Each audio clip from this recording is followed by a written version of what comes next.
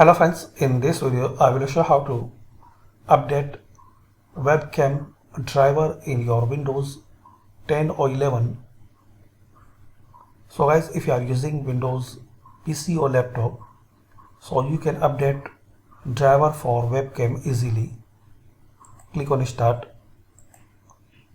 search here Device Manager, open Device Manager. Now here expand camera. Now right click on this driver, then update driver. Browse my computer, pick from a list of available and select latest one. Then click on next.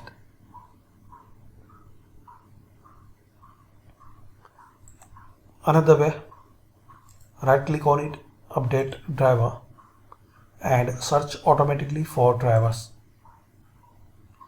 Then close and restart your system.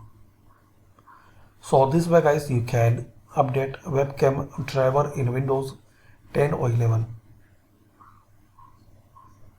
Thanks for watching.